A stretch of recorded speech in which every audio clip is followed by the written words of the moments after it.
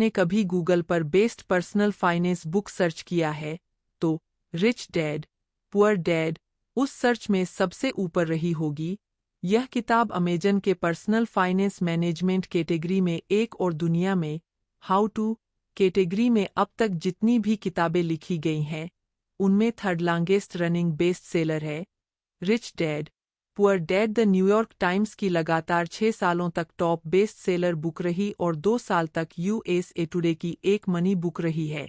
यह किताब इस मिथ को तोड़ती है कि अमीर बनने के लिए ज़्यादा पैसा कमाना जरूरी है, कि अमीर लोग पैसे के लिए काम नहीं करते हैं या बहुत पैसा सिर्फ 2 नंबर से ही कमाया जा सकता है।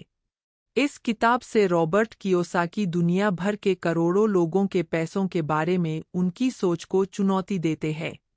रॉबर्ट के अनुसार अमीर बनना आपकी फाइनेंशियल इंटेलिजेंस पर निर्भर करता है।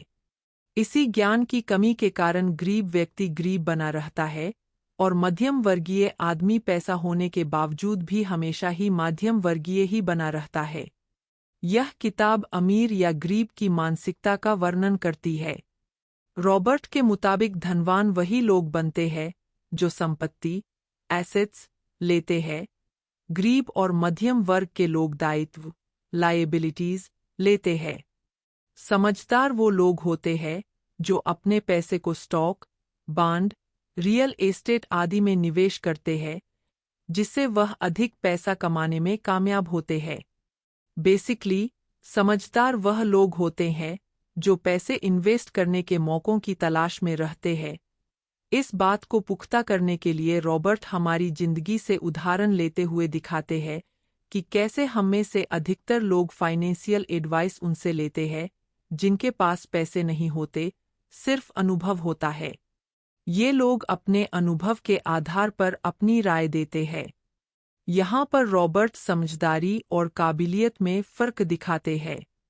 किताब के टाइटल में रिच डैड काबिलियत का सूचक है और पुअर डैड समझदारी का। कियोसाकी लकी थे कि उन्हें दोनों तरह के व्यक्तियों से एडवाइस लेने का मौका मिला। पुअर डैड उनके असली पिता थे जो काफ़ी पढ़े लिखे थे मगर जिंदगी भर गरीब रहे और जो कियोसाकी को पढ़ाई लिखी करके अपना भविष्य सुरक्षित करने की एडवाइस दिया करते थे। रिच डैड उनके पड़ोसी दोस्त के पिता थे जो काफ़ी पढ़े लिखे तो नहीं थे मगर काफ़ी अमीर थे।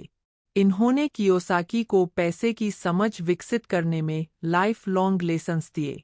इन्हीं दोनों थीम्स के इर्द गिर्द किताब की अन्य थीम्स भी है, जैसे अमीर बनने के लिए आपको जोखिम उठाना सीखना चाहिए।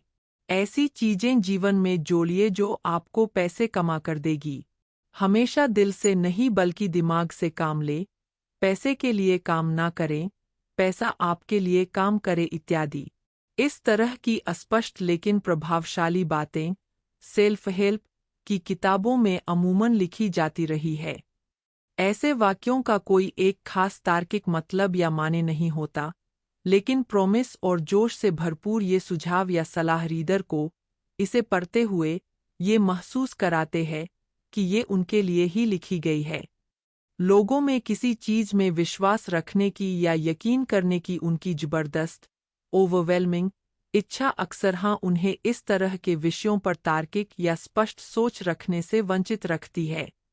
इस किताब को पढ़ते हुए रीडर के मन में ये सवाल आ ही सकते हैं कि जो किताब फाइनेंशियल जीनियस के ब्लूप्रिंट देने का दावा कर रही है वो real estate investment, stock market investment, assets, liability ऐसे कॉन्सेप्ट्स को इतने मोटे मोटे शब्दों में क्यों समझा रही है, या ये कि क्या पैसों के साथ खुशी या काबिलियत जोड़ना सही है।